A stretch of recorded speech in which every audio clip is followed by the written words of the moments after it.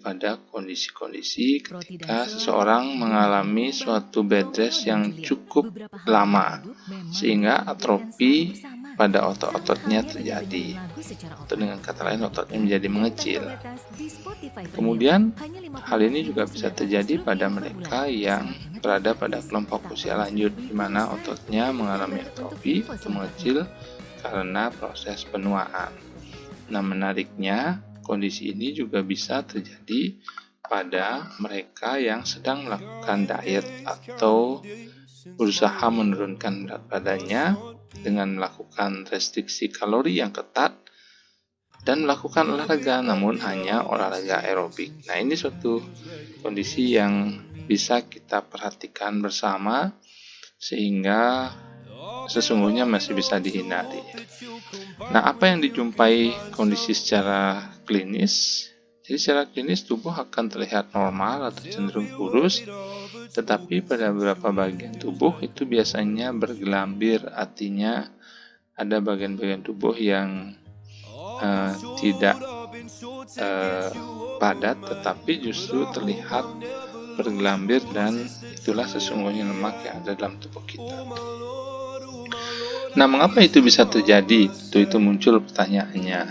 Nah, hal ini bisa terjadi karena otot mengalami atrofi akibat aktivitasnya yang tidak optimal atau tidak terlatih, seperti pada bed rest atau pada usia lanjut seperti yang tadi sudah disampaikan. Nah, hal ini juga dapat terjadi pada restriksi kalori akibat diet dan hanya melakukan olahraga aerobik saja. Jadi diet restriksi kalori itu berarti tubuh mengalami kekurangan asupan kalori atau sengaja diturunkan asupan kalorinya. Namun dengan olahraga aerobik yang justru membutuhkan kalori, maka yang dijadikan sumber kalori adalah protein yang ada di otot kita. Nah, hal ini tentu diperburuk apabila asupan proteinnya tidak dijaga selama melakukan diet restriksi kalori. Seperti itu ya. Nah, kalau kita cek hasil labnya seperti ini gambarnya. Jadi berat badan bisa saja normal atau sedikit kurus, namun terlihat bahwa jumlah massa ototnya menurun. Dalam contoh ini menjadi 47%, sedangkan body fat-nya menjadi jauh di atas kondisi normal bagi seorang perempuan, itu menjadi 47,4%. Nah, pada laki-laki kondisi normal persentase lemak tubuh itu sebesar 10-18% dari berat badan.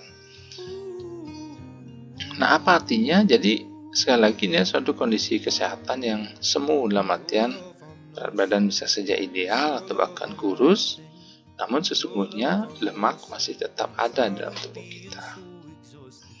Nah, dan apa yang harus kita lakukan untuk bisa menghindarinya?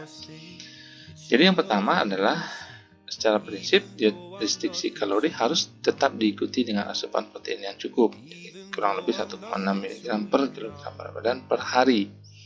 Kemudian yang kedua, pada saat melakukan restriksi kalori atau weight management atau olahraga, itu hendaknya tidak hanya melakukan olahraga aerobik, tapi juga diikuti oleh olahraga otot untuk menjaga otot agar tidak mengalami atrofi.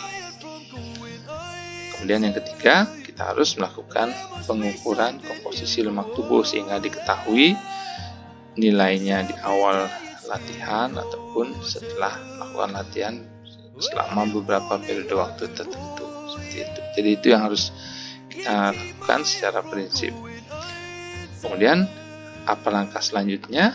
Jadi silakan Anda melakukan pemeriksaan komposisi tubuh di pusat-pusat kebugaran atau pusat pelayanan kesehatan yang memiliki alat-alat seperti MBCA dari SECA atau InBody dari USA ataupun alat lain yang mampu menunjukkan komposisi tubuh kita, persentase lemak, persentase massa otot, kemudian distribusi lemak pada tubuh secara spesifik. Dan yang kedua, langkah selanjutnya adalah silakan berkonsultasi dengan dokter olahraga untuk bisa menyusun program olahraga aerobik dan kekuatan otot yang tepat sesuai dengan prinsip-prinsip pelatihan. Jadi mungkin itu yang bisa saya sampaikan.